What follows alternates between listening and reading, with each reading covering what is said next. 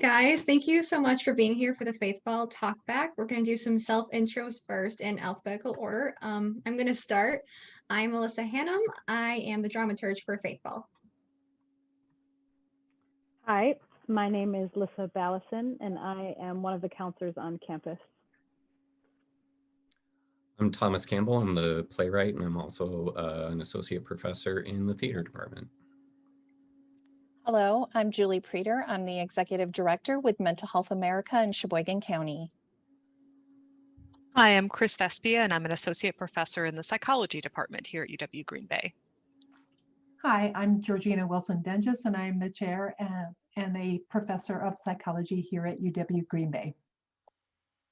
Awesome. And before we get started on the questions, I just wanted to ask Julie, based on your background, if you have any general or national data on suicide and depression? Yes.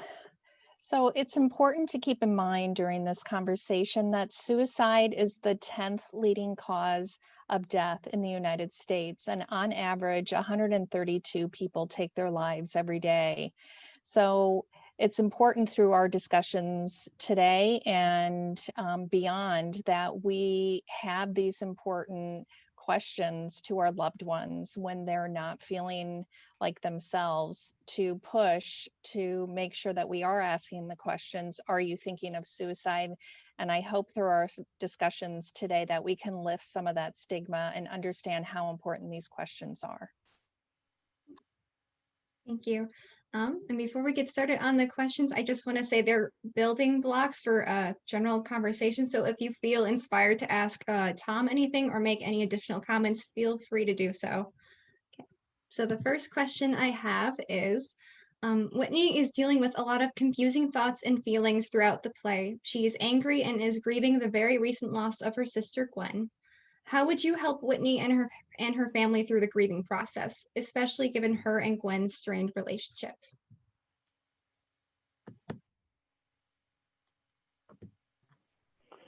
That's a really interesting question, and it's complicated. But generally, if I'm working with someone, say in my office or a family or a married couple that's struggling with this based on family loss, ultimately the encouragement is for them firstly to acknowledge where they are in the process. So often what happens, especially when it's a really dramatic, difficult, complex death like that, is that sometimes it takes a little while to really wake up to it, and we can feel very confused and be sort of frozen almost. And to give yourself permission to be where you are when you're there. I actually worked with someone a long time ago who had asked me, we were talking about grieving, and I like to use analogies in my work, and I was talking about the idea of grieving as an ocean, and that sometimes we start with our back to the ocean. We know it's back there, but we're not really ready. And so then eventually we turn around and we slowly make our way to touching the water with our toes, and then we go in, and the goal eventually is to swim, and we will eventually get to the other side of it. And she had asked me, is it possible to just skip over that ocean part? And I said, well, anything's possible. It's not very likely. And so it's important to give yourself permission to be lots of different things, sometimes in the same day, the same hour, the same week, whether that be confused, hurt, sad, angry, just feeling very messy is normal. And to give ourselves permission to be where we are when we're there is really important, and not to stuff it and to tell ourselves it's not okay to feel what we feel, because that's the journey that we're embarking on, is trying to get to that other place, and it takes time. So that's kind of some of it for now. Thank you. I was thinking about the fact that I thought that Whitney didn't even realize that she was grieving. At one point, I think she's even said, like, is this grief? Is this actually happening? And I think that a lot of times complicated grief can make it seem like it's not grief. And so it's difficult to recognize it when it's not how you see it in the movies, or how you see it in other places, that there is some normal way to grieve, and that Whitney is not experiencing a normal grief, and she doesn't recognize it as grief. to piggyback on what you just said, you know, she was dealing with so much grief from helping her sister throughout the years with her mental illness, and she never fully recognized the grieving process there. And now she's in, as you said, this complicated grief with trauma on top of it, of losing their parents. So she's just experienced loss after loss after loss. And you know, looking at this, there's no expiration on any of the grieving process that you have. And you know, if I were sitting with her, she has such a long journey to take a look back at her entire relationship, not only with her sister but with her parents, and how that unfolded through that trauma. So just to be kind, you know, that the journey ahead. And as you said, the loss through suicide is grief like no other, and you can't even put words to it, because each of those situations, just like she was feeling, is so complicated just because of their history. That was my thought. I think I would also just throw in there that, you know, actually the psychological community has struggled somewhat with how to talk about grief.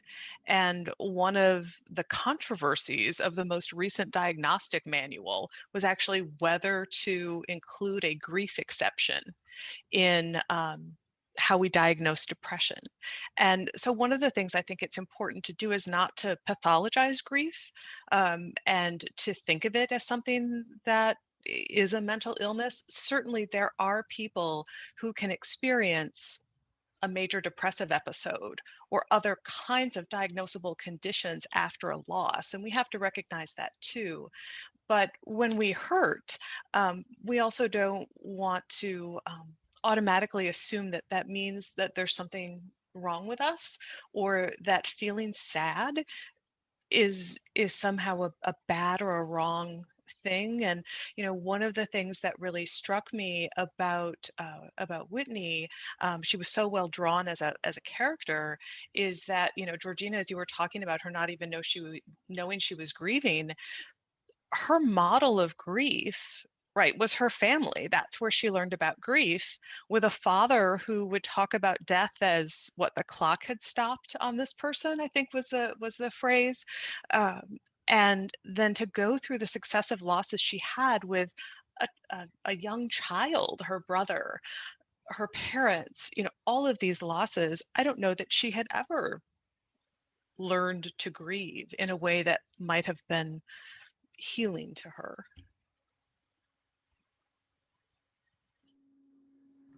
Just want to jump back in if that's okay. In addition to that, I mean, the reality is grieving is a fiercely personal experience. Like you were talking about, that there's this depiction of what grieving looks like. And the truth of the matter is none of us really know what it's like to walk through that until you're doing it. And then it can be very confusing.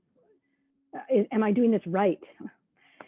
Yeah, because you're doing it. I mean, it's just, you live it and you try to get to the other side of it, and it takes time and nurturing of yourself.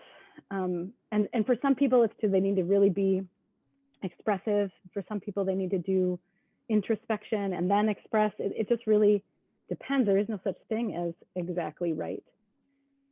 And I remember also, I went to a training a number of years ago, and the person in front was talking about, the person doing the training was talking about, you know, sometimes people are depressed when they're grieving because it's depressing, because the situation is literally a depressing situation. So feeling low is part of that.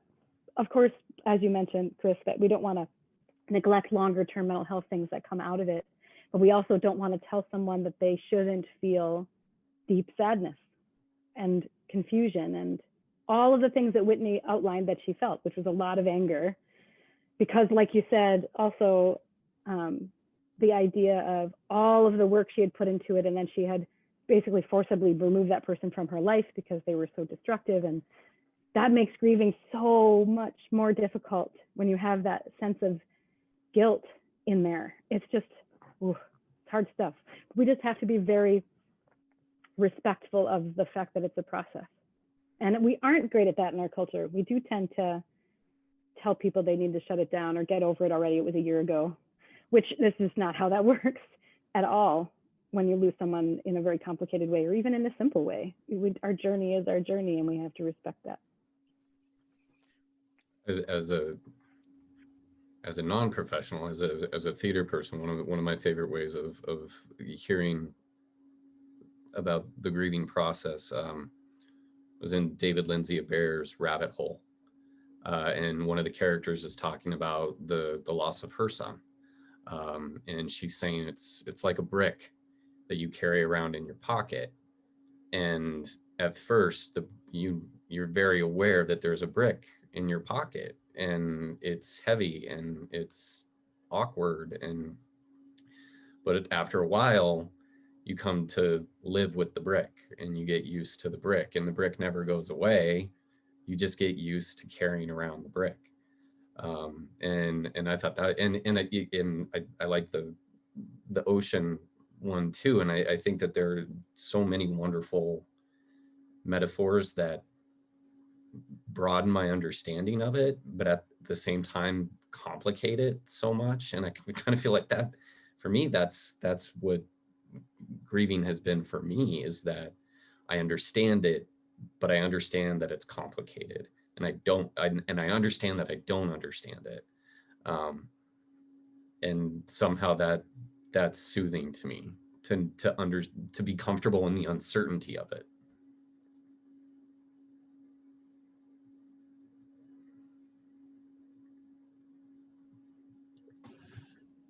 Any other?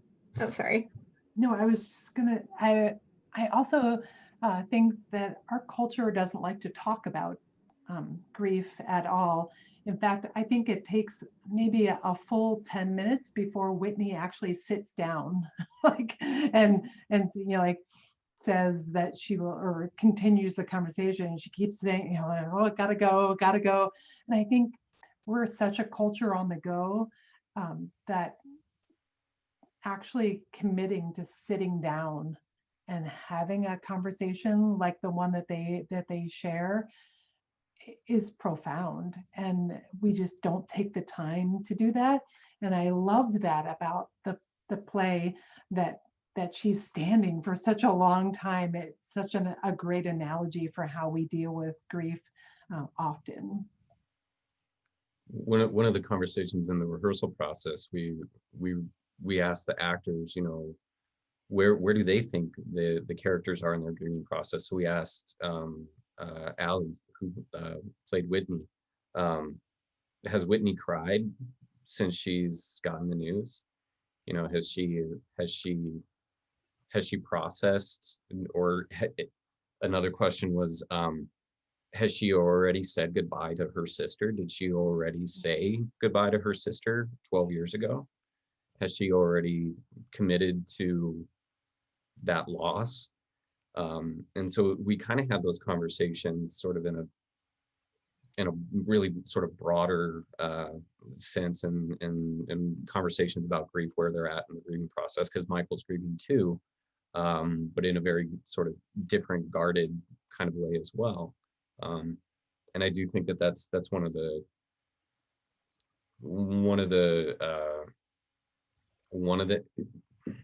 spurring things for me to write the play was this idea that we don't talk about these things. And that's a part of my research agenda, is like, let's use theater to talk about the things we don't want to talk about, because we can experience a story and we don't have to talk about it, but we can still get the emotions out. We can have that catharsis. And another point to add on that, Tom, you know, when we have these discussions about grief and suicide, you know, Whitney made the point of talking about how it happened. You know, I can't believe that she did this, and she was running full force, and she made the decision to do all of this.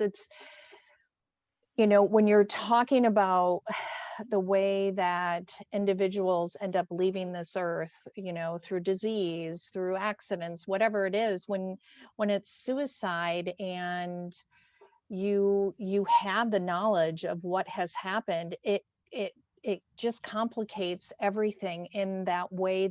How do I move into any sort of processing when I can't get past how the situation happened?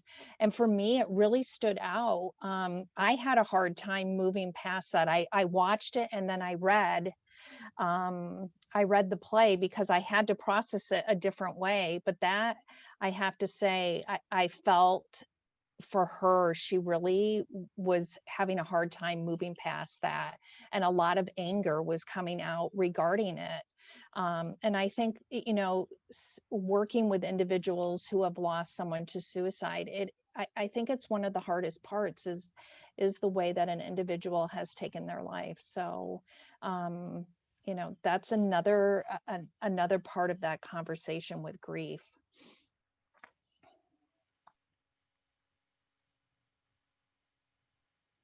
Those are some really great insights, you guys. I'm going to move on to the second question then, if that's okay. It's me personally, I think healthy coping mechanisms are very important to mental health, especially my own mental health. After watching Father Michael and Whitney grieve and deal with this loss, what coping mechanisms would you recommend to them?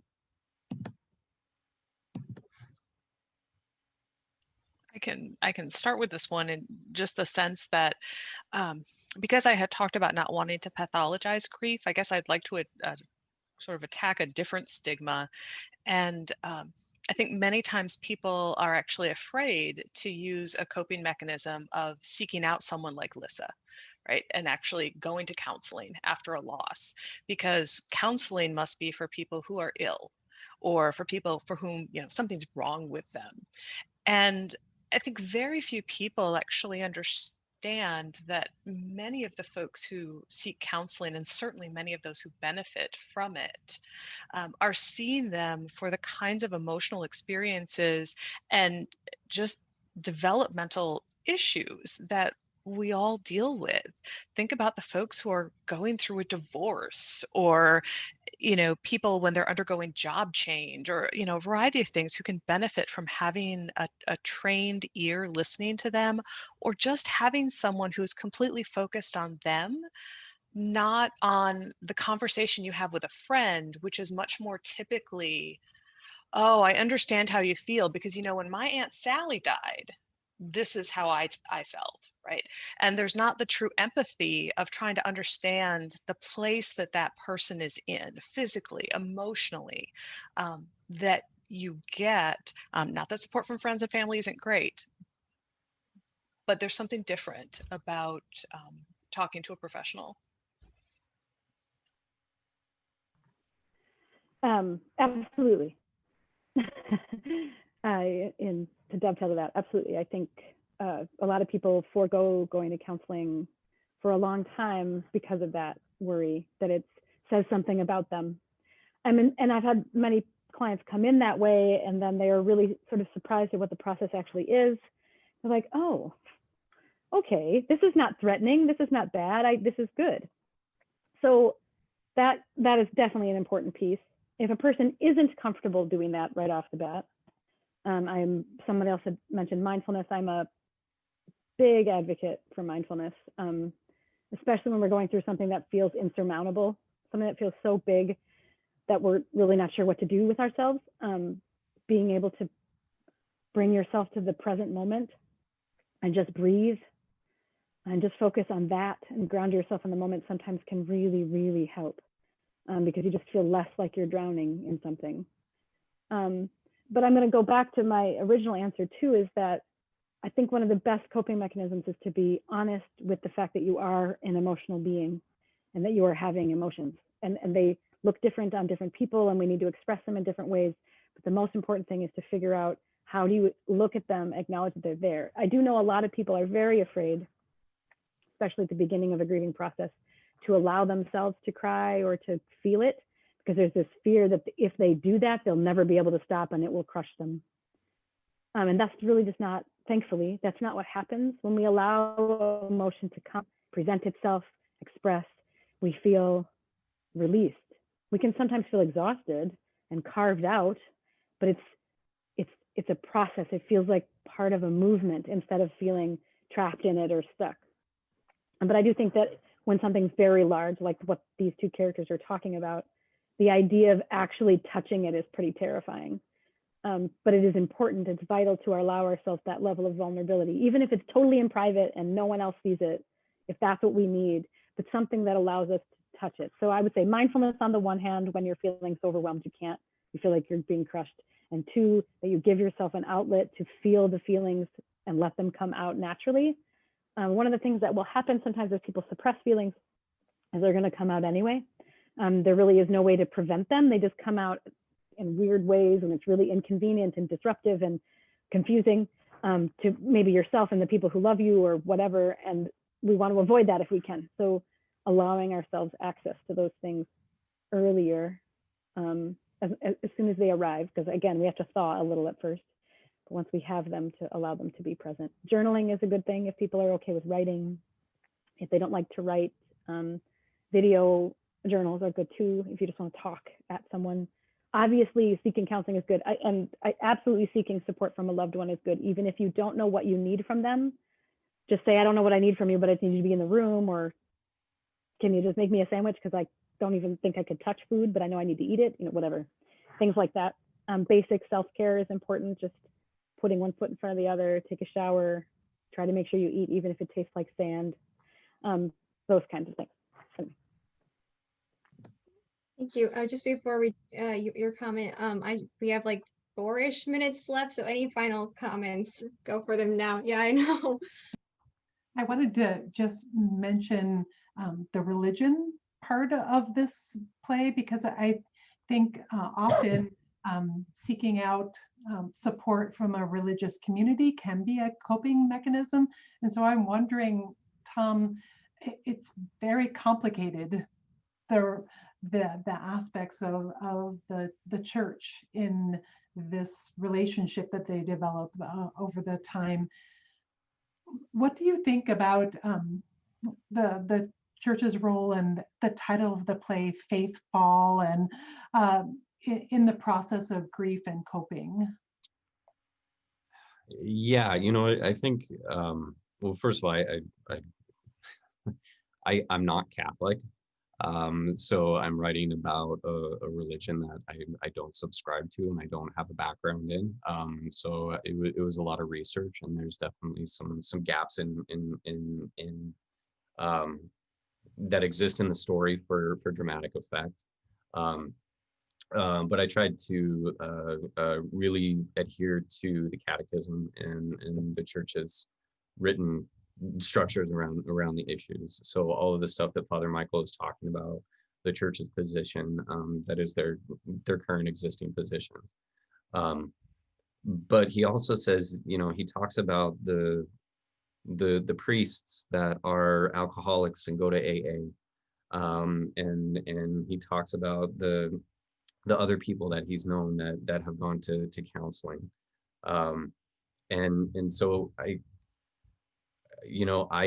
know that those structures exist out there, and I think if we put all of our, for lack of a better word, all of our faith into one avenue of treatment, we might be doing ourselves a disservice. So I think, having a religious outlet to give you security and to give you faith and to kind of envelop you in that spirituality, that's fantastic.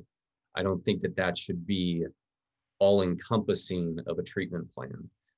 So if you need counseling, get counseling. If you need, medication, you take medication. If you want to pray, and together maybe all of that will help you, guide you through that process. Because I think part of Whitney's problem, part of Gwen's problem was that she relied solely on her faith, and maybe she should have reached out and gotten help in a different way.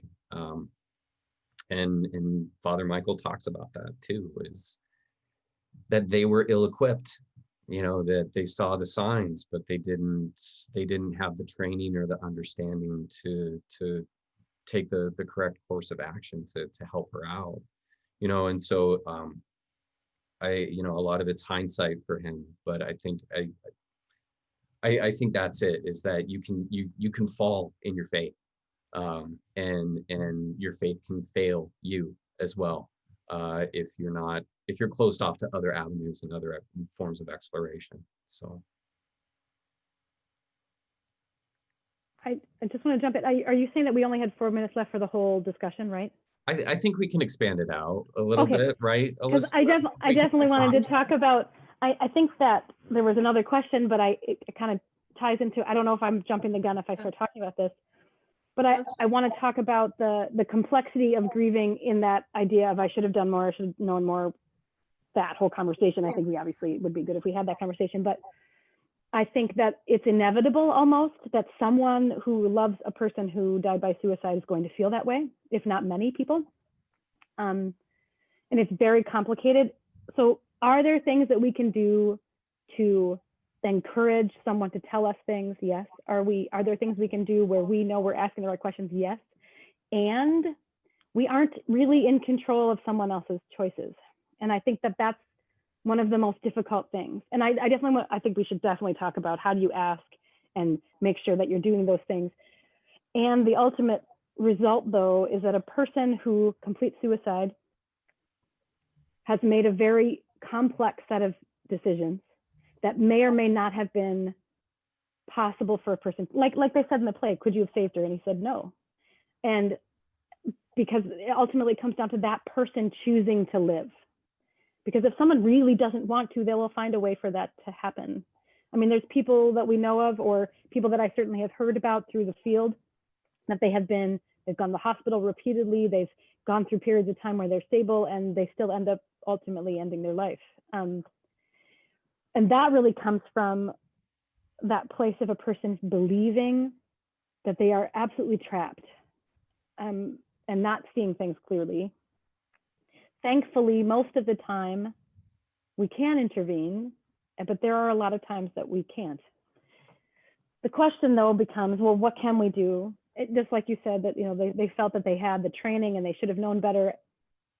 They maybe could have asked more directly, overtly, but sometimes people don't give you big clues like what they're thinking of.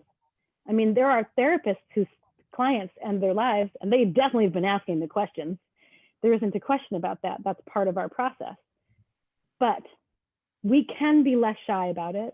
It is important, if you're really afraid for someone, to say, I'm afraid for you. Are you having thoughts of ending your life? Are you having thoughts of suicide? And saying it that boldly is important, because that right there allows you to be a safe person to answer that question to. You being able to say it out loud gives that person room to really answer your question. You're not planting a seed. You're not giving them an idea. They either had that idea or they didn't. And if they didn't, they're going to go, no. And if they do, then they know now you're a person who wants to know this, and they will be honest with you if they choose to be. But ultimately, you asking is the most important part of that, is that you know you did what you could in that case. That's my piece. I don't know. And I just want to add to that. I think that's one of the biggest discussions when we talk about suicide. I'm going to plant the seed in someone's mind if I say, are you thinking of suicide? And that is absolutely not true. Most individuals that are suicidal need us, that safe person, to say, are you thinking of suicide? They need us to make that statement, because they don't know how to express it any other way. And I want to add also, you know, if anybody's listening and they're saying, well, I went down this path with someone that I loved and I still lost them. I have experienced that in my own family. We made safety plans for our family member. We did everything, but in the end, he made the decision that he felt that was the right decision for him, based on, you know, what was going on. So sometimes you can put every single measure to make somebody safe, and they may still take their life. And it's, you know, when I look back at her history, if Father Michael may have asked the question, I don't know if she would have, you know, owned up to what she was really feeling given her history too. So I think it's important to keep asking and go with your gut too, if you're ever in the position. And I would add to what, you know, both of you are saying, that there are some things about the way that this play was written that are so incredibly skillful from a, and so true from a psychological perspective, that there are in some ways some classic warning signs, things like the person seeming better before they do it, and in many cases there's a sense of relief for the person in having come to that conclusion that they're going to take this action.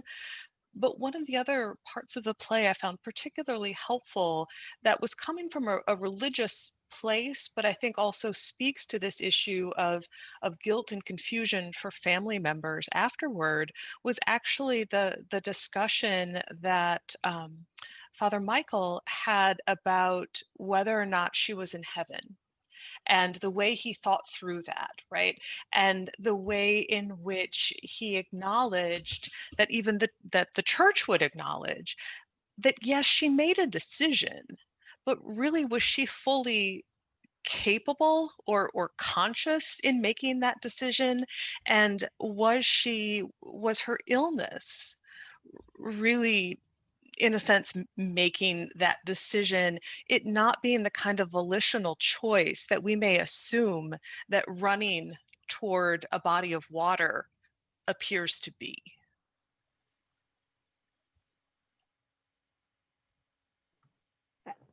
I think, well, first of all, the running piece, there's a perception that she was running with abandon, but it might have been more out of an intensity of that decision of, I don't want to stop myself this time or whatever. Again, people who are in that mindset are in a completely different place, as you're pointing out. I mean, you just aren't in the same processing place, existing place. You see things so unclearly. A person's comprehension of what their value is to the people in their life, or to the people they haven't even met yet, or what they could have done, should have done, can do, is all just completely messy. And I think as loved ones of people who struggle, all we can do, again, we can ask the questions when we know that there's something happening and we feel it in our gut that there's something going on, we can ask. Other than that, all we can do is to tell them that we love them and let them know that infinitely. And then they have to make their own choices at the end of the day. And there are times when us asking a question absolutely interrupts that weird, messy place that person's in, and they go, yes, and I'm scared, and then they get help. And absolutely happens. And then there are also times when they say yes, and I'm scared, and they get help, and it doesn't move them out of the space. But it is really, really difficult, because we end up feeling responsible. Like, I should have known, I could have known, maybe I did know, but I didn't know what to do, or it's just very, very complicated. And I know that maybe sounds like a cop-out. Just keep saying it's complicated, but it is. And so all we can do is the best we can do, and be human beings and be kind. And if you can't ask the question because you're too afraid, then tell someone else so that they can ask the question. And if you tell someone else and they get, let's say you tell university police, if you're a student and you're watching this, and they go and they pick up your friend, and your friend goes to the hospital, and your friend's mad for a little while, they will probably get over it. I don't think I've ever known anyone who's held a grudge about it. I think maybe even within the first 20 minutes, they get it. They're like, well, I know they care about me, and they're just trying to protect me. And we know now that you helped them and that they are alive now because of that intervention. So never shy away from it, but also don't own it as only you, if you can. Yeah, and don't think you have to be a mental health professional, Right? I mean, don't think that you have to solve it. Right. For friends and family members, what you're doing is being a bridge to the professional help, right? And so no one expects you to be that. And if there are public trainings available, to help folks to learn about suicide prevention. It's also important to know one of the areas I do some research in is mental health literacy. We have to be kind to ourselves. We do, as Lissa's saying, we have to recognize that we're human, but also that as adults walking around this planet, we have some training that we get over our lifetimes in what to do if you see someone grab their left arm in pain, right? Oh, they're having a heart attack. I need to call 911. We're equipped to deal with some of those things. We know about elevating a sprained ankle.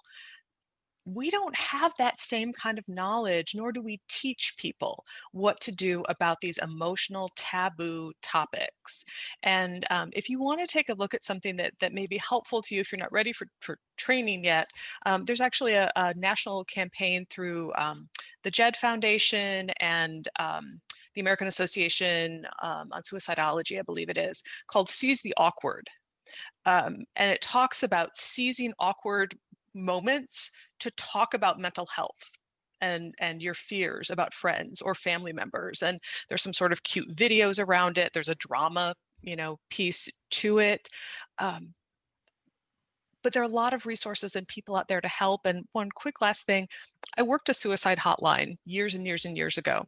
We got as many calls from friends and loved ones who didn't know how to bring up the topic as we did from people who were considering it. It's okay for you to call that 24/7 number. It's perfectly okay. And those people are trained to help you have that conversation.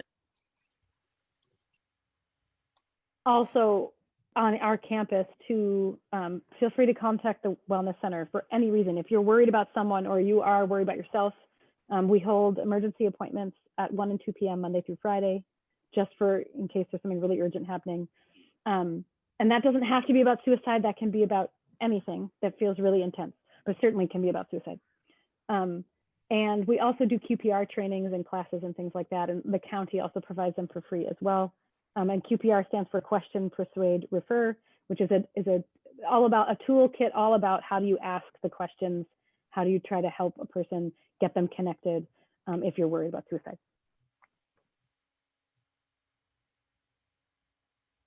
And I think we're going to be posting all these resources at the end of this conversation too. So, for those of you that are watching, you don't have to worry about writing it all down right now. Right.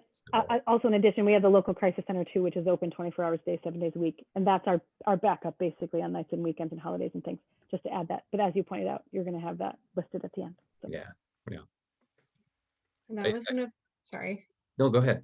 Oh, that was one of my add-on baby questions as what people on campus can do. What are resources for mental health and suicide prevention?